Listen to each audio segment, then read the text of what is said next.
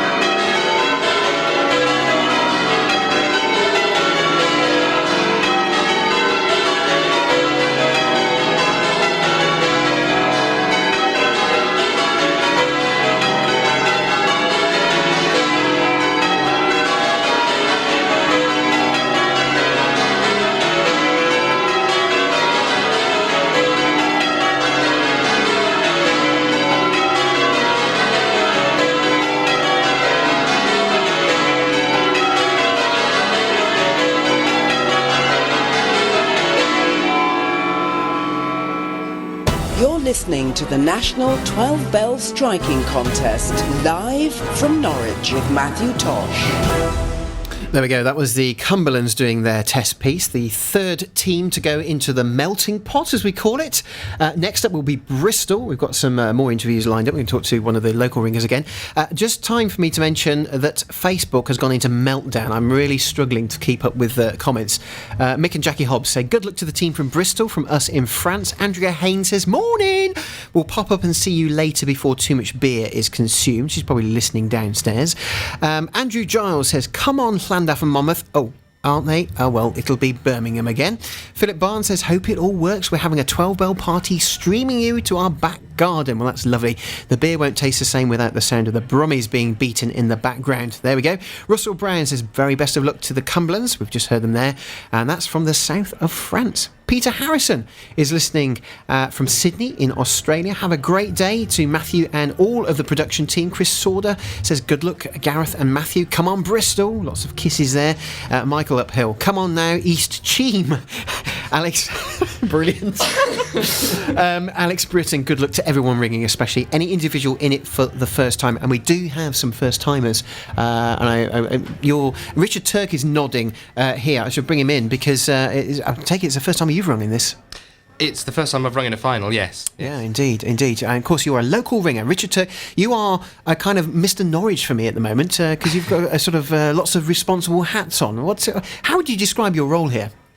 My role in the St Peter Mancroft Guild of Ringers is ringing master, but I'm also one of the church wardens for the church as well. So a man with all the keys, basically. At the moment, yes. Brilliant. So are you pleased with how the day's rolling out so far? So far, it's been fantastic. Everybody seems to be having a fantastic time, and things are going almost exactly according to plan so far. Brilliant. I probably should touch wood at that. Touch some wood. Everyone's touching wood around us here in the studio. And of course, this doesn't happen. It's not down to one person. It's down to team effort. And we're certainly seeing that. I've had a little wander around the chantry a couple of times. Fantastic atmosphere out in the car park. I mean, is this how you envisaged it panning out when you started doing your planning all those months ago? I think it's probably better than we originally planned it, because when we started planning, we wanted to use the forum. We knew we could use the church, and we had ideas and weren't sure quite how they'd all fit together, and just over time getting a bigger picture and actually how it looks now is pretty much how we thought it would look, but it took a while to get to that stage. We should explain, of course, we are in the chantry, which is like your parish hall and parish offices, isn't it? And we're about 150 metres or so from the church, would you say that? Yeah, something about that. And then the church has got this kind of town square or civic space outside. Is that a good way of describing it? Yes, it's the Millennium Plain. Further back, not too long ago actually, it was a car park and some dead space. The old library used to be opposite, burnt down, and they built the forum, which it now has a lovely space outside called Millennium Plain, which is used for various events, and they've given us permission to use it. Of course, that's where the results will be broadcast from. Yes, the forum tonight. are hosting the results. Yeah, amazing. So we'll be in there, and there's the activities happening outside there. We've got the vestry ring is there. Yep, the Vestry mini ring from Suffolk. Yeah, we've been lent that for the day, and that's being manned pretty much right up until the results. So if you're in the area and you want to come down, please do. You can have a go on a mini ring. So you've got big bells in the background, little bells out on the square, and lots happening. Now, I'm going to have to say this because cake. Everything is all about cake here. I'm seeing in the brochure here, in the thing, it says you must try Jim's cakes. Yeah, my have we got any cake in the studio? Oh. No! Have you asked for any cake? I'm sure we can arrange some cake. Would you like cake in it? Hands up if you like cake in the studio. Oh, that's everyone then. I've got some hands up there. No, we're hoping to. Well, I think it's only fair. We sample the local fare and we communicate that to the listeners. Absolutely. As you've just been hearing, going down that list of people listening all around the world. So there we go. History of the bells here. This is a really historic place. It is. I mean, how long have the bells been in the tower here? Well, if we're talking about the 12, we're only talking since late 18th century, I believe. And that for the 12 we've currently got, all of them except the tenor are of that period. The tenor cracked and was replaced, so it's a little bit newer. But they've had bells in the tower, I think 5 in the 17th century, and then, probably the 16th century, and then increasing fairly steadily as ringing here developed. And when I wander around Norwich, there are lots of churches, and we were talking to David House last night, we heard his interview earlier, saying that a lot of churches had bells, and over a period of time they've lost their bells for one reason or another. What is it about Norwich? I mean, why such a proliferation of churches? Ooh, tough question. I should know this. Yeah, okay, and your time starts now. Yes. Well, the thing about Norwich that is usually wheeled out when people ask questions or talk about this is that it had the highest, or may still have the highest number of medieval churches this side of certainly this side of the Channel, and probably even further south in Europe. I don't know exactly why they have that many, but certainly building a church or enlarging a chapel was something that showed status, and Norwich was at one point the second most important city in England, second only to London, and the trade here was such that there were a lot of wealthy people who wanted to show how wealthy they were and also how godly they were, built these churches or increased the churches that were there. Well, the only reason for asking that is because it has become, over the years, such a centre, I mean, certainly historically speaking, for change ringing. And I just wondered, is it because of the so many churches, and how did that all sort of evolve? I would guess that having that many churches made it easier in many respects to get involved. Well, one of our ringers in the guild, Mo Cubitt, has written a book that is on sale if you're listening downstairs. It is on sale today, yeah. And in that she comes up with a theory that says that the early ringers in Norwich had amongst them lots of weavers, and weavers were used to working with patterns and developing their ringing through coming up with new patterns. Yeah, you could see that. I mean, I know non-ringers that have seen my sort of blue lines and things. It looks like a knitting pattern. Yeah. So, interesting thought. I'd thought about that. There we go. Well, if you've got any thoughts on that, you can let us know your views as well. If you do know any more bits of history you want to chip into the programme, you can do. The email address is 12bellstudio, that's number 12, @gmail.com. And don't forget, if you're on social media, Twitter is @National12Bell, that's number 12 again. Our hashtag for today is #12bell. Facebook, I think you've all found it by the look of the list so far, but it's National 12 Bell. Just search for us there, you can find us, and of course all the history of the competition is on the 12 Bell website as well. That's 12bell.org.uk. Just been talking to Richard Turk, who's one of the organisers here and the ringing master. What's next on your list? I mean, obviously you've got something looming at 3 o'clock, haven't you? 3 o'clock, yes. I shall be actually ringing, but for the rest of the day I'm floating around and trying to make sure that things are running smoothly. And have you sampled just had a little sample of some of the fare that's on offer? The only thing I've sampled so far is a bacon roll. And how did that rate on your kind of quality control? It was a good bacon roll. I would have gone back for a second if I hadn't been going somewhere else. There's amazing sights when they're firing up the grill and the frying pans. I sort of opened the door, went in the car, and there's a wall of smoke and fantastic smells coming out there as the oil and fat were cooking away. So brilliant. Well, I would just like to extend my thanks to you and all of the team around you for making us so welcome here, because I said to George Unsworth earlier, having a 12 Bell final at your church is one thing. Having the Strikeometer team with all their technology is another thing. That takes it to another level. Then to have a team come in and say, right, we're going to do a live broadcast from 3 different locations around the city is just extra thing. So well done. Keep up the good work, and we wish you the very best of luck for your performance later. Thank you very much. Brilliant. Richard Turk there, one of the Norwich Ringers. This is the National 12 Bell Final. Matthew Tosh, live from Norwich. It's all happening on the social media. Thank you very much for your tweets. A couple of people said there was a silence before the Cumberland's band went in. Well, yes, there was, because what I don't want to do is talk over the ringing. So when we hear the trebles announced, I'm going to go quiet. And there was a bit of a pause whilst they were sort of sorting themselves out. Well, we can find out what they were doing, because we've got one of the Cumberlands who's just come in, looking a bit hot, because it's a bit hot up there at the moment. So we'll just move you forwards to the microphone. Now, I have to say, I I don't actually know who you are because nobody's given me any bits of paper yet. So, My name's Nick. Nick. My surname is Brown. Nick Brown. Oh, welcome, Nick. Is it getting really hot up there? It is getting quite sticky up there now. So. Yeah. So, how was the ringing for you?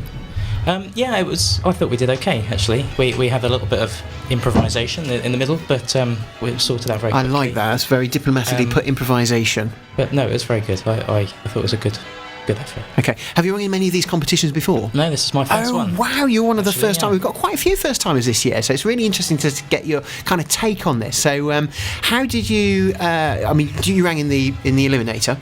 Yeah, we were at Wakefield. Okay, and so you've got the kind of final looming. How has that journey been for you? Quite laid back, really, to be honest. As it's my first one, I didn't really know what to expect, so I just kind of went with the flow. And some people take that approach, some people are very serious about it, so I tried to sort of pitch myself in the middle, really. It's an interesting one, isn't it? Yeah, if you go in with too much sort of, it's the big thing, that could actually put you off a bit off course, couldn't it? And on the day, I quite enjoyed it, actually, in a weird way, so I was quite looking forward to it. That's really good to hear. Yeah, really, really good to hear. And of course, they are quite challenging bells as well, aren't they? Mm-hmm. When you go in there. I mean, give us your take when you first stepped into that? You have been here before because you've had your practice, but when you stepped into that tower today, what was going through your mind? Don't go wrong, I think. Don't cock it up. That was. We're allowed to say that? I think we just have. That was the main thing floating around in my head. Wow. Okay. And if you go around again and you do another competition again, is there anything you would change in your approach, or are you quite happy? I mean, you're sitting here smiling and looking quite happy, looking quite chilled, actually. Yeah, no, I think I'd take the same approach. I take it seriously, but I don't work myself up about it because tends to affect how I ring if I'm really nervous. So yeah, I'm going to ask because I mean certainly with the Cumberlands and the college youths, if I'm allowed to say that word whilst you're in here, structuring your practices. How do you do that? Is your band made of people based in and around London? I mean the logistics of that. Talk me through that. Normally the 12 bell team is amassed by ringers who attend the London practices on a Wednesday night. But the criteria is to kind of ring together regularly. So if an out-of-town member is coming in on a Wednesday night or ringing a lot with the society, then I'm sure they'd be eligible. That's the key thing, isn't it? So you get used to ringing together. And can I ask, how long have you been ringing? Because I'd say you're kind of looking like one of the younger members of the team. I'm 23 now, and I started when I was 7, so you can work it out for yourself. Did you think when you started it one day you could be taking part in a national competition like this? In a final? Probably not, no. Just shows you, doesn't it? So if you're listening out there, because we do have young ringers listening, if you're listening and you're thinking, wow, one day that could be me, it is possible. Where did you learn to ring? I learned to ring at a little six just outside Hitchin in Hertfordshire in a village called Lilly. Oh, Lilly, what a lovely name. There we go. Because the bells at Hitchin are very heavy, and my 7-year-old self, I couldn't pull the treble off, so we had to find somewhere lighter. Find the bells that suit you. There we go. And we've got some very little bells here in Norwich too. We've got the Suffolk Ring, which is just out there on the square as well. So we're going to release you, get you back down to the bar. So I need to use my beer token. You need to be beer token. Oh, they're giving you beer tokens? Yep, I've got a beer token. Oh, it is, isn't it? We've got a photocopier up here. Sorry. Oh, they can hear me downstairs. I shouldn't say that. Well, listen, Nick, thank you very much for coming to talk to us. Enjoy the rest of the day. I'm sure we'll see you floating around. And it's been a pleasure talking to you. Thank you very much. Fantastic. That's the Cumberlands. We've got Bristol in the cooking pot at the moment. We're going to play an interview from Matt Dawson, one of the Bristol ringers, and he was talking to me in the pub last night, and we talked about all sorts of things, including nerves and how you deal with it. This is what he had to say. Two Matthews in a pub. It sounds like the opening to a terrible joke. Matt Dawson, how you doing? Not too bad, thanks, yeah. So you're ringing for Bristol tomorrow, and I'm trying to be unbiased and totally impartial here, but of course I am from Bristol. I will declare that now for anyone that's listening. How are you feeling? Where's your mind at the moment ahead of the competition tomorrow? I'll try not to be too sort of cut up about it. Cut up? That sounds really dramatic. Traumatic even. Yeah, well, people do find it traumatic, and I used to find it traumatic. Really? Is that serious? Yeah, we went to ring at Melbourne one year and had a bit of one of the bands said, "Oh, I think we're in a chance of winning this," and I thought, I never really thought that. You just think Birmingham are going to win it, and then you think, hang on, might be in a chance of winning this. Okay, we're going to have to cut that interview because they are the trebles. That's Bristol getting ready for their test piece. So this test piece is Bristol.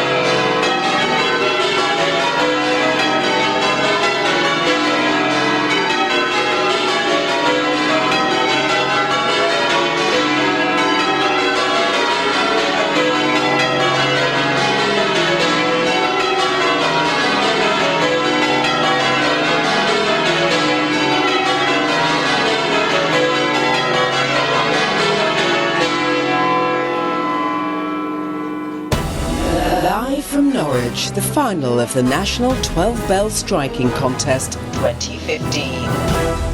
Bristol there with their test piece. They are the fourth team going in. Next into the tower will be Toaster, followed by Melbourne, Exeter, Norwich, Birmingham and Cambridge.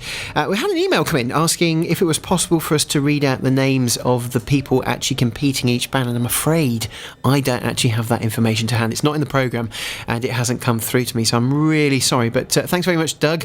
Doug Davis there emailed in from the emergency 12 bell party that we mentioned earlier. Also had an email from Clive Smith. He said, I've just tuned in from Brussels and back home after enjoying a jazz version of Vivaldi's Gloria at a local music festival. About to have lunch of fresh bread, proper ham and brie de meaux, while expecting the music from Norwich to be less syncopated. Supporting the continental judges. Of course, we've got judges that flew in for this competition as well. So now, just before we went to the Bristol ringing, we had to cut short an interview with Matt Dawson. He was telling us about how nerves can affect some ringers and his experience so far of ringing in the 12 bell contest. Two Matthews in a pub. It sounds like the opening to a terrible joke. Matt Dawson, how you doing?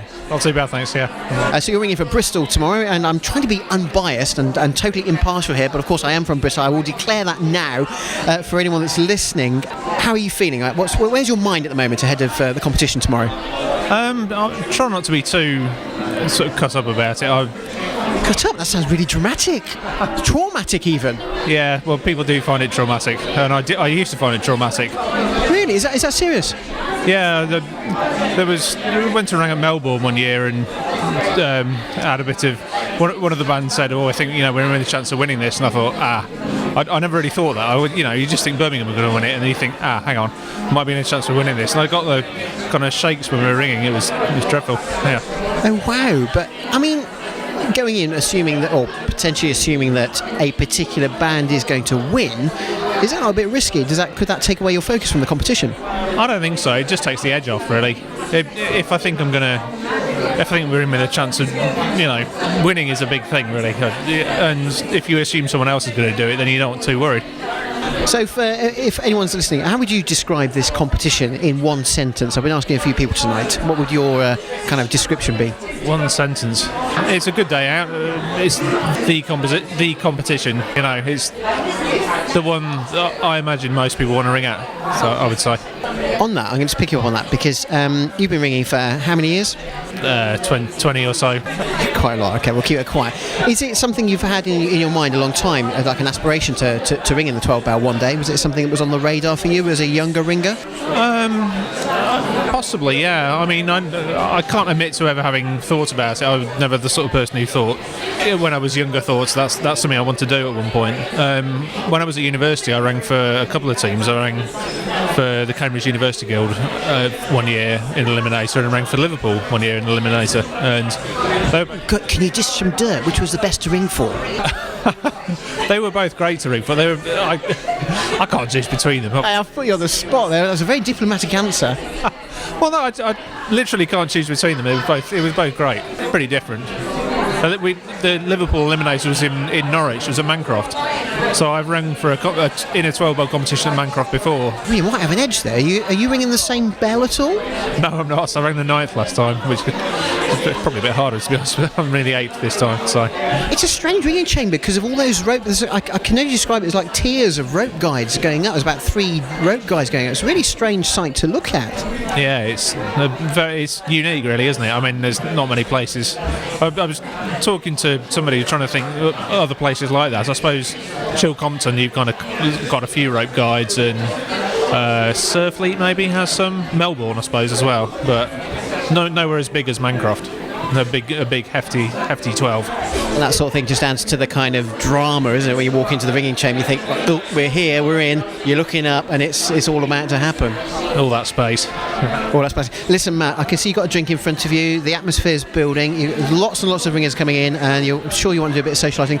Thanks a lot for talking to us, and I'm sure we'll catch up with you tomorrow. If we don't, best of luck in the competition. Thank you very much. Cheers.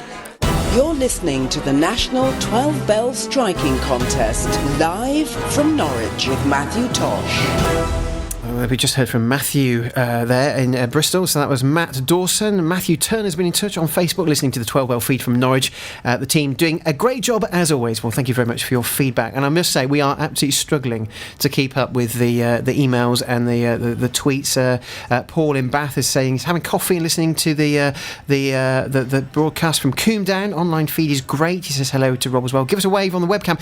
We're on the webcam, everybody. Wave at the webcam, okay? We've got all the Pipe clan have just come into the studio. So we've got David, we've got Henry, we've got Alfie and Cecilia as well. So greetings to you all. Hello. Look at that collective sort of hello. So, and I have to say, those of you watching on the webcam, I've got very vivid colours. You mentioned about your shirt, David, based on complaints from last year, I gather.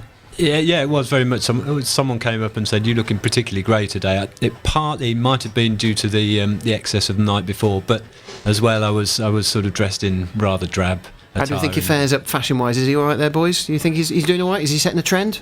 Yeah. Doing okay today. He's doing all right. Back to the days of old, I think. Right, so hands up if you're ringing today. Okay, right, so Mum and Dad. Cecilia, how are you feeling at the moment? I'll be quite happy when we've been up and rung, but we've got a long time to wait yet. You have. I mean, it's a kind of polar opposite of last year, isn't it? Because you were drawn first last That's year. right, Of course, that puts pressure on you. You've just done your announcements and things like that, not time to hear anybody else. So, what do you do? I mean, how do you manage that?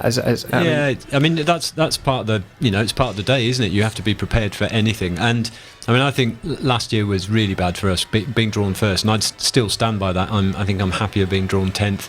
Above first, just because being drawn first is you're just thrown in. You've only just had the draw. You're not really thinking about it. There's been no other ringing during the day, so you've not had that chance to sort of absorb and let it flow over you, which I think is an advantage. And suddenly you're there, and before you know it, it's go and you're off, and then. Yeah, whatever happens.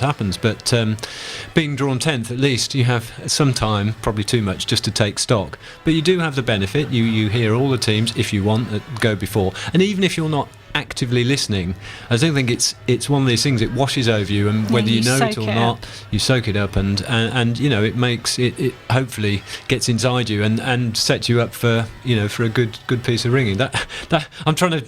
Positive. Yeah, exactly. And of course, some of your team will be listening downstairs because this feed is being broadcast downstairs. I must say, it's quite interesting seeing when I've been down in some of the actual test pieces. People are sort of all crowding round the speakers, and sort of you hear people. Tanner's a little bit late there, and it's like it's all going in. They're absorbing all this information. There are a lot of people outside the church, on the far side of the church, listening, aren't there? There's a big group of people. It's quite. It's not so clear from the forum side. It's a bit mushy. It's a bit weird because you've got that big building outside. You get sort of reflections coming back, isn't it? It's like sounds like it's difficult to pick the bells out on this side, but the north side of the church is pretty good. Good place to stand.